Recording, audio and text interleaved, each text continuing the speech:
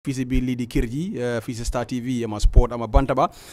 comme tey rek dinañ indi lépp lu nga xam ne rek mooy xew si wàllum lii di ama tàggat yaram fii si biir lii di ama kër ji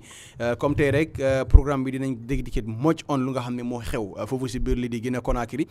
jamono bu nga xam ne sax soo la gisee si caption bi sax lu ñu fa def mooy the government hired a private jet to fly home U16 basket team after road incident traveling ama to Guinea ama Conakry lii nag moo xew foofu si biir lii di Guinea Conakry dinañ leen jox image yu nga xam ne moom lañ am mu nekk nag image yu nga xam ne neexuñoo seetaan wax dëgg yàlla si ndaw yu nga xam ne rek ne ñoo doon travel by land pour dem foofu si biir lii di Guinea Conakry pour rek participate ama si ama basket vol championship bu xew foofu si biir lii di ama Conakry jamono xam gis nañ ne boss bi dafa daanu image bi nag tey si suñu naataango kii di Kassim ama Oscar mu nga xam ne rek ne àndoon na ak team bi waaye tamit rek ne si kanam tuuti su ma bàyyee panel bi nuyoo dinañ leen indi lépp lu nga xam ne rek ne moo doon xew foofu si biir lii di Banjul International Airport bi jamono bu nga xam ne nag ne nguur gi xaaya nañ lii di ama private jet pour jëlee lii di ama ndaw yi waaye ndaxte mënuñu woon a def safara feyaloon xale yi flight ñu dem foofu si biir lii di ama Guinea Conakry moo doon gën a yomba daan gis nañ lu nga xam ne rek ne spend nañ ko yaakaar nañ ne is way dabul na lu nga xam ne rek ne moom lañ waroon a fayal ndaw yi jël ama ticket am transit dem foofu si biir lii di Guinée ama Conakry tey nag gis nañ ne indi nañ ay private jet pour jël lii di xale yi rafetlu nañ ko bu baax a baax waaye yaakaar nañ ne lii mën nañoo ñaaka am in the first place lu ñu def rek mooy balaa ñu la jël lii di headlines yi rek dinañ bàyyi kii di am Mbay Koor kii di coach Moustapha su boobaa rek ñu ama nuyu askan bi coach nag géej na fi bu baax a baax a baax waaye nag ne xam nañ ne si programme bi la bokka nekk na ku nga xam ne rek ne daf ñu far di dimbali si analyse yu nga xam ne rek ne askan bi soxla nañ ko ñu nga xam ne ñu ngi saan lii di Star TV Sport Bantaba via on satellite and also on Star TV Facebook about also tamit ñu xam ne ñu ngi déglu on radio 96.6 FM Mr Koor ñu bàyyi la nga nuyu. Tom jërëjëf maa ngi laa nuyu di nuyu seetaankat yi di nuyu déglukat yi di leen a wax ne seen Sports Bantaba bi dellu si waat na tey di samedi li nga xam ne saa su samedi bu jot fii la dee xewee tey tamit nag Tom digga am naa beneen mbégte pour wala bokka suma coach benn plateforme parce que time bu ma appelé football dugal na xam-xam si man coach na ma te gis naa njëriñ bi time ma appelé so it is a big honor pour tey tamit ma war a toog bokka moom si benn plateforme parce que lu ma doon wax yëpp su ma ko dégluwutoon tey du ma fi toog kon moom it maa ngi ko gàcce ngalam jërëjëf thank you very much coach ñu bàyyi la nga nuyu askan bi rek naam ne doo fi gan waaye some tuuti difficulties moo amoon rek moo tax mënuloon a teew si programme bi waaye tey sant yàlla am nañ la bi ko war nañu waxtaanee lu bëri lu nga xam ne mu ngay dem si wàllum lii di tàggat yaram si suñu especially dama football. waaw jërëjëf asalaamaaleykum su ñi ñoo seetaan di leen nuyu yéen Mbay ak ñaari Mbay maa ngi leen a nuyu bu baax a baax a baax géej fi nag xëj na jafe-jafe la woon tuuti pour nekkoon beyond my control loolu moo taxoon waaye still dañ ko doon follow dañ daan follow loolu tax ba nga gis ne the last time when we met ma ne la fu mu nekkat ci li ma nekkoon at least ease up na absolutely I think I can revive and come back again inshallah di bugg a wax Mbay ne ko moom moo baax rek waaw parce que ñu ne nit ku baax moo dee wax baaxaay morom waaw su Mbay waxee ne am na lu ma ko jàngal moom it am na lu ma jàngal coaching fraternity bi loolu la soo nekkee si di coach da nga gis yaa ngi woon xale bi lii xale bi def leneen yow tam da nga dee jàngee ci loolu waaw mooy di extra mile bi players yi dee jël pour def good yow tam foofu nga dee pick up ne last time bi waxoon naa gaay buñ def lii waaye gaay dañ ko def mu successful tey ñu ngi ni defaat nañ ko lu successful so kon lii is a weapon so te ñun time boobu noonu ñoom Mbay dañ nekkoon players yoo xam ne they were very good players but very stubborn stubborn in the sense ne they will always want to implement what they want understand nga te yow léegi-léegi yow coach bi da nga dee bëgg a wax ne tactically the players must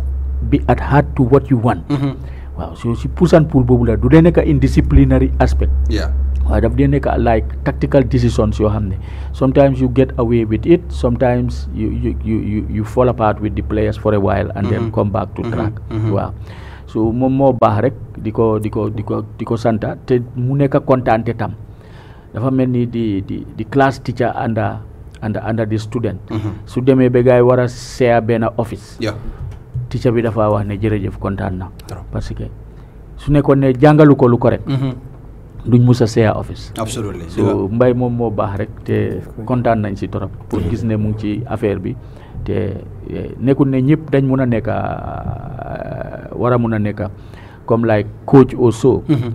waaw being a sports journalist you've been in sports and be a sports journalist is something that you can easily disseminate information boo xam ne dafa dimbale ñëpp beneen bi mooy ne nga nekk footballer ba pare ëllëg nga nekk a pundit ëllëg nga nekk different affaire bi dafa yaatu so su yaatoo ku nekk su jàppee fi mu war a jàpp rek dafa dem waaw all right thank you very much coach si gàtt si ama leeral yu rek si comme kii di ma Mr Mbye ama Kor ku nga xam ne rek ne suñ ko wookala fii si biir lii di ama kër gi benn tey rek ñu jox leen lii di headlines yu nga xam ne rek ne tey yu lañ bëgg a waxtaanee dinañ indi lu nga xam ne rek moo xew foofu si biir lii di Guinée Conakry mooy Gambia basketball team yi mooy góor ak jigéen ñu nga xam ne ñu doon travel by land ñu am tolof si yoon bi ba tax na jamono bi gis nañ nguur gi taxawu leen indiwaat jëm jëli private jet pour dem jëlee ndaw yi foofu si biir lii di ama Guinée ama Conakry jamono bi xale yi agsi nañ fii si biir lii di ama réew mi benn tey dañ xooli kii di Bakary ama Papa Gassama jamono bu nga xam ne nag ne kii di xibaar yi ñu ngi ruumu ne moom mi di Bakary ama Papa Gassama daal tànn nañ ko si Africa pour mu nekk nag ne ku nga xam ne mooy manager développe lii di ama Reflis fii si tundu Africa lii nag nekk ay great news pour lii di Gambia ak also lii di Africa ndig Papa Gassama képp ku wax kii di Papa Gassama rek xam nga ban façon nit la si wàllum lii di ama reflin kon nag ne lii is a very good news for Gambia benn tey bu ñu bàyyee ko foofu nañu jox lii di Independence Stadium bi ndik last week ñëwoon nañ fi woon leen ne am na lu nga xam ne mu ngi xew jamono bi foofu si biir Independence Stadium bi tey nag ne indi nañ leen tuuti image yu nga xam ne rek ne moo xew jamono bi si biir Independence Stadium bi ñu ngi ceeñaat lii di image si biir lii di Independence ama Stadium bi through that Malian ma contractor bu nga xam ne moom lañ indi fii si biir lii di ama réew mi image yoon laa gis nii jamono bi lii nekkutoon si Independence Stadium bi tey nag lii moo fa nekka dinañ leen jox lépp lu nga xam ne mu ngi foofu si biir lii di Independence ama Stadium bi away from that dinañu jox lii di BST ama Galaxy jamono bu nga xam ne am nañ lii dem award night parce que ñu launch seen official club website bi foofu si biir lii di ama Koko Resident jamono bu nga xam ne nag ne gis nañ kii di Babacar Steve Tarawale CEO bi ak kii di Moussa Baro nekkoon nañ ndaw yu nga xam ne rek ne gaaral nañ fa ay kaddu si programme bu nga xam ne rek moo xewoon foofu si biir lii di ama BST Galaxy bente nañ xool ñi di GPA ñu nga xam ne nag jamono bi delluwaat nañ back to di GFF First Division bu nga xam ne rek ne ñoom ñoo win lii di ligue bi dinañ analyse tamit lii di league table bi jamono bi teams yu nga xam ne relégué nañ leen teams yu nga xam ne ñu ngi vie in pour dem am lii di promotion si force ama division bi away from that nañ xooli lii di KM jamono bu nga xam ne nag ne gis nañ appel bu nga xam ne tamit rek ne xew na ñi di ASM ak ñi di Universal jamono bu nga xam ne rek ne ñi di Universal ñoom nag dañ binda fiil ne dafa am eligible player bu nga xam ne ñii di ama ASM ama dugal nañ ko si game bu nga xam ne moo xewoon seen diggante benn tey bu ñu jógee ko foofu noonu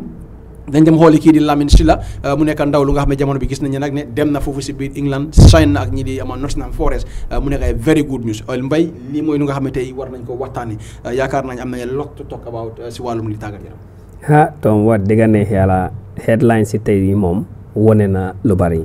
and bi time buñ ñu jox sax suñ ko bëggee wax yëpp du ko mën a cover waaye waa ma ne because am na time bi nga xam ne suñ time bi mooy loolu waaye jarul ma because suma doom moo fa nekk so moom lu mu def rek non su dee binta la moom bul wari sax loolu suñu alaatee sax duñ faale waaye suma doom moom waaw suma doom bi moom su jógee rek nañ nekk soo daal ñu jeexalee ko foofu noonu daal parce que doom dafa neex torop waaw wax dëgg moom it's a very interesting headline te bu soobee yàlla daal dinañ leen jox am analyse yi nga xam ne fiir nañ ne xëj na moo gën si ñoom coach Mbye foog naa ne table bu fees ak discussion la and I think mun nañoo dem fast and then mun nañoo cover most of it waaw te loolu laa expect especially lu nga xam ne rek moo xewoon foofu si biir lii di ama Guinée because soo ko bàyyi xel I think ne every Gambian yaakamti na pour xam lan moo fa xewoon te I hope ne ministre bi joxe woon nañ fa ay gaaral si lu nga xam ne rek moo xewoon foofu si biir lii di ama Guinée Conakry waaye dañ si ñëw xool lu nga xam ne rek ñoom it ama loolu lañ binda su boobaa rek ñu xool si ñu ànd ak newspapers yu nga xam ne ñoo fa nekkoon because gis nañ ne ama ñu bëri ñu ngi fa woon waaye fu ci ne ñu jégalu rek Star TV mënuñ fa woon a nekk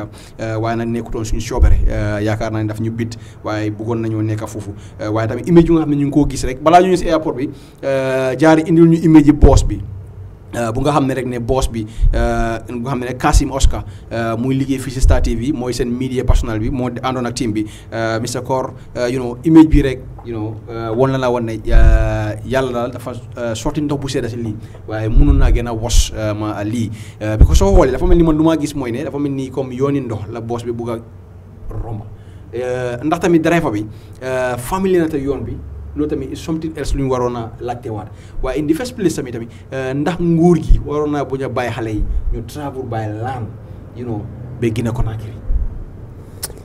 Tom, it's really devastating. ba pare dafa metti trop. parce que maa ngi put xale yi into my own shoes. suma fi nekkoon du ma neex suma family they will be worried. Absolutely. My followers will be worried te gis nga lii buñ ko dee jël personal. xale yi demuñ represent benn school. demuñ represent benn family. or their siblings. xale yi dañ dem with the banner of one nation. that is the Gambia. Absolutely. te am nañu right to make sure they enjoy all privilege yi nga xam ne. yeneen sporting discipline yi dañ ko dee mën a enjoy. waaye gis nañ ne of recent la government bi mun a gestu sax to the basketball. they were so dormant in a sense that ne seen yëngu-yëngu sax kenn du ko xam. kenn du ko dégga. tëgga la beneen part bi Kassim Oscar dafa contribute a lot si market basketball. Absolutely. because Kassim bu mu ñëwee as a media officer si la nit yi commencé sax di focus on basketball di dégga lu bari si basketball parce que mu ngi def liggéey te mu ngi dem extra mile. du training du camping du everything Kassim market na basketball fu mu war a aaga. te lii lañ soxla nit ki ci li ngay yëngu da nga si war a xarañ.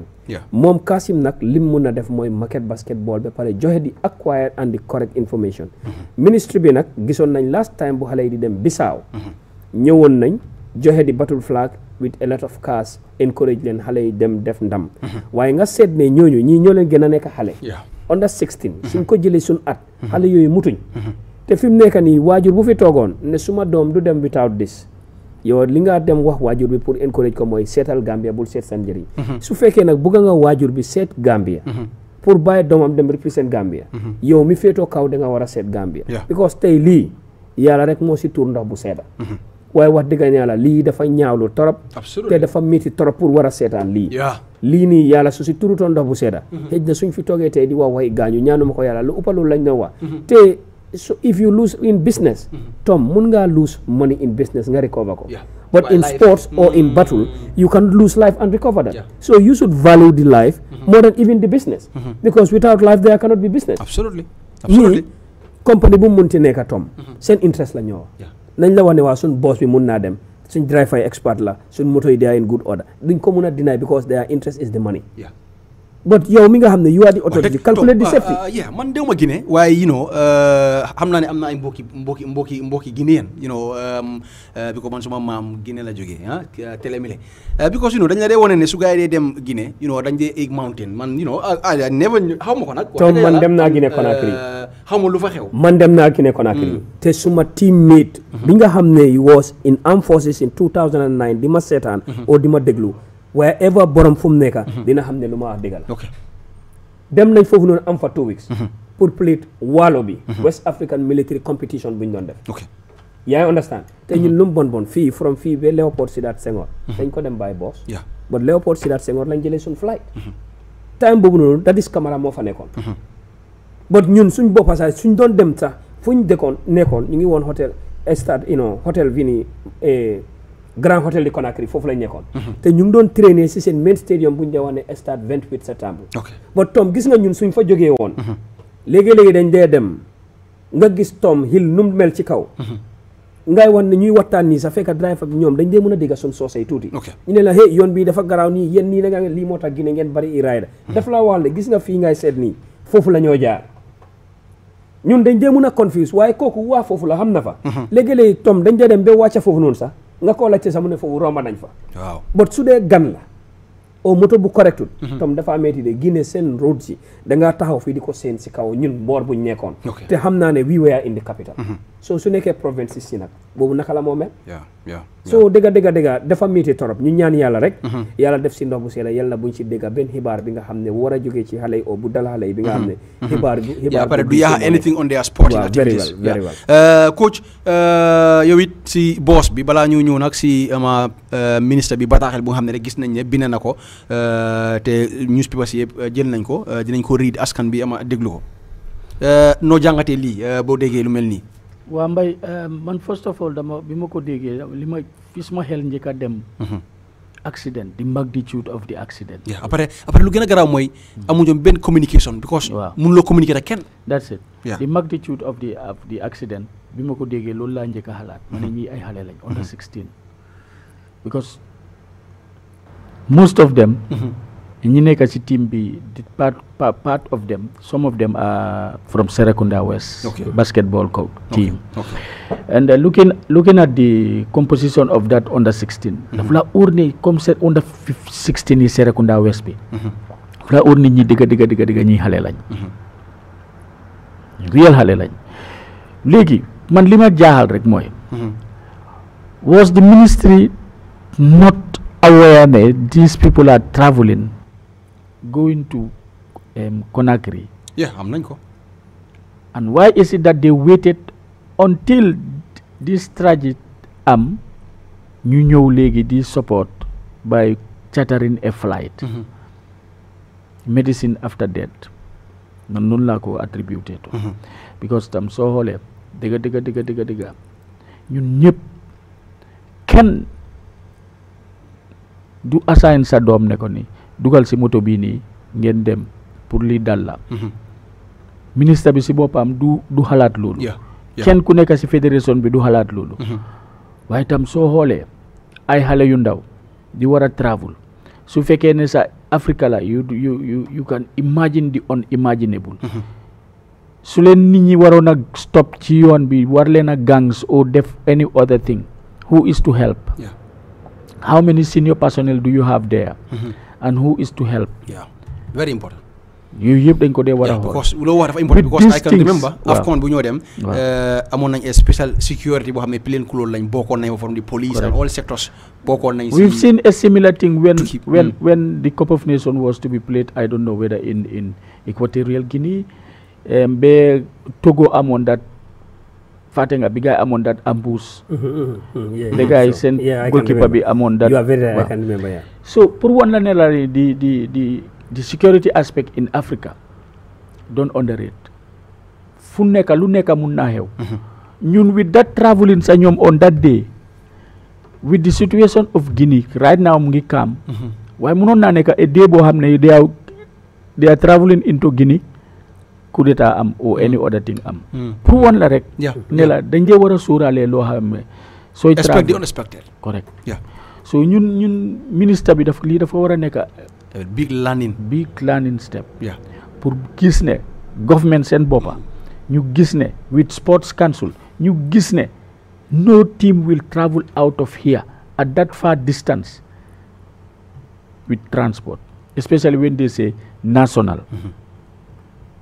it's sometimes disgraceful when all other nations are flying in all of a sudden Minister Balenele in Guinea will announce and say to his organizing committee that Gambia is coming in 3 days time they are using the land to come in you think those athletes will go there and perform how many days will they be seated ay xale lañ how many days will they be seated in the bus suñ demee ñu am that recovery system and then start preparing for the competition te xam naa ne ñun fii duñ dee teel a dem xam naa ne dañoo àgga ay benn fan ñaari fan ñu ne ëllëg dañoo play nga expect pour gars yi def performance non soo xoolee this is affecting all our sectors football bi basket bi everywhere the preparatory aspect of everything daf dee consume time ñun late arrivals rek lañ dee def when we were even going to the first Cup of Nations that we qualified teams went there earlier than us xam nga so ñun ñëpp lii daal dafa war a nekk loo xam ne jàngat la pour ñun ñëpp ëllëg mun ngaa select xale suma doom ma dégg ne laan la gaa di demee ma ne du dem de maa ko moom du dem waaw te at the end of the day gaa dañoo wax ne lu tax Moustapha bañ doomam bi pour mu dem te fàtte nañ ne lii daf dee happen su façon yii nii su waree happen ñun ñëpp la war a jàngal sports council especially sports council ñoom nga xam ne ñoom ñooy di direct advisory board to the ministry war nañoo mun a seetaat lii is not the first accident that have ever happened there is a team that also traveled somewhere to go to I think is it Guinea or somewhere dem aga most of the athletes couldn't perform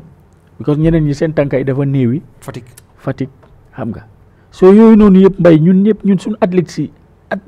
to be a sportsman especially representing your nation you are an ambassador first class ambassador because yow li nga dem soo demee nit mun naa dem si basketball boobu noonu tëb bugg a suut ñu tampon ko mu daanu boppam bi dal ci suuf mu dem kooma looy wax papaam ak yaayam yii yëpp facteurs yi nii yëpp looloo tax suñ athletes si dañ leen dee war a fonka saama leen waaw nit mun na faa jëlee injury boo xam ne ëllëg sa schooling am sax mu nekk am problème dañuy all minor under 16 so dañ dee war a saama suñ athletes si tatagal leen ba nga xam ne dafa nekk pride pour nga get into the national team waaw alright ñu dem xool nag chartered flight bu nga xam ne gis nañ démba 10 hours ago Fatu Network ma publish nañ breaking Gambia government has hired a private jet to bring back members of the national under 16 male and female basket team that were involved in a road accident while traveling to Guinea for the FIBA African Zone 2 Championship. The team were en route to Guinea when the incident occurred. The sport minister Bakary Wai along with officials from the basket association is currently at the Banjul International Airport lii nag démb la woon si guddi si a medical team from the Ministry of Health stationed at the airport to examine victims and identify those needed for a care whilst ambulance are on standby to transfer injury direct to the hospital upon arrival. Lii moo xewoon démb si airport bi private jet bi xam nañu seer na trop waaye ndax lii mënuñu woon a defar xale yi tickets even su fekkee dañuy translate than hiring last minute private jets. Mr. Cole. Tom, man lu ma gis si lii daal the damage is already been done. duñ ko mën a defaraat. because lii. nekkut xaalis bu ñu war a dem leb ci diggante bi. I know no matter what of having access pour hire private jet bii nii. that money was available or is in stock. buñ dee toog ba dara xew. ñu bëgg a koo rafetal at that point non Tom lii dafa métti te dafa stressful trop dëgga Tom maa ngi masaw parents yi ak famille yi nga xam ne seen njaboot yi dañ bokk si accident bi métti na trop parce que ñoom ñëpp suñ xamoon ne lii mooy am duñ dem te óor na ma lu mu bon dina am benn oo ñaar bi nga xam ne dinañ bañ seen doom yi dem because of land ñu bëgg leen a convince ñu bàyyi ñu dem te dëgga comme coach lu ma la Tom anything about national ñun dañ war a graduate from traveling by land Tom it's totally unacceptable ñun xam nañ ne di Minister of Youth and Sport dafa cover lu bari te budgetam daf dee war a bari torop te budget buñ laa jox is the entire year competition for sport te football rek lu ñu allocatal budget sport rek football kese mun na ko te gis nga yu gars di def nii these are things that you know that is on calendar lii nekk na lu nga xam ne lu am la nekkul dañoo dem meeting rek ok nañ organise lii yii ñu fa si calendar bi sa budget soo ko prepare those things yi nga xam ne they have fixed dates am nañ fixed months te sports la yooyu dates yooyu they are there my brother vet them consider the money for that event but soo buggee faati loolu ne ok la dinañ fa dafa métti defar budget ñun xam nañ ne dafa difficult but the ones yi nga xam ne they have fixed date give those ones first priority te budget Tom doo defar budget yi $100 rek nga am foofu noonu it's not possible yaa ngi understand foofu jaar nga def fa additional 200 or 300 because lan xëj na si diggante bi due to time yeneen doon defar budget faate dara pour loolu su pop inee ngeen mun a jël si balance wala ne teg ko foofu noonu waaye lii dafa métti xale yi dem nañ ñu ñëw bi mu nekk ni lii xaalis boobu suñ ko defoon yóbbu xale yi through this private jet loolu rek dina motivate xale yi because loolu dafa nekk in their memory forever luñ munti xale yooyu noonu tom bu ñu underrate any of them mun naa doon dara si réew mi nii ëllëg. absolutely te at the end of the day xale soo ko motivé rek ëllëg moom tam dina mun a motiver waaye lii benn lan moo tere woon pour government bi fi mu nekk nii au minister of youth and sports. bañ lu tax délégué duñ doctors or medics from RVTH Edward Francis Small Teaching Hospital. lii is about national. gis nga lifin boobu because they prioritize the football. The concentration was maximally on football because moo tax bu dem boobu di am they put those plain clothes. Tom gis nga fi nii national team bu fi génn. national team bu fi génn you should have security escort. Particularly Minister of Youth and Sports, they should write that memo and make that arrangement. Should make that arrangement diplomatically. Soon moto bi dina ñëw waaye dina ñëw with this amount of personnel, but possibly they might carry the short arms of this weapon for safety. ñu def leen clearance before the day nga xam ne time bi su jotee they will not have any difficulty. But by te coach bi moo wax dëgg la gis nga security don't underrate it. ñun mun nañoo dem ba si digg yoon rek ambush génna or from where a group of bandits génna rek. It's a problem. Te that trauma can give mental health to the rest of the kids for the entire of their life. They will not come back. Absolutely. So ye are things that you know that we should calculate this. Just be doing this, calling the attention of the media and stuff like it doesn't make sense. Do things behind the scene. So therefore things behind the scene, you will see the benefit. But if the media hit, the media will not keep quiet. Absolutely. The public will not keep quiet. So therefore they have no option. This is to be done by and force. But this could have been avoided. All right. Thank you very much. Coach, lan moo si jàngaat si loolu gis nañ nag démba si airport bi medical equipment bi ambulance yeeg government health workers yi ñëpp ñu ngi fa woon ministre bi mu ngi fa woon ñëpp ñu ngi fa woon pour teeru xare yi pour xool ñu nga xam ne daal xaw nañoo sona ñu évacuer leen yóbbu leen foofu si biir lii di lopitaan bi ñu am medical check up balaa ñoo egga si lopitaan bi. waaw loolu is a good thing. Whatever bad buñ def tam they were trying to see to it ne it's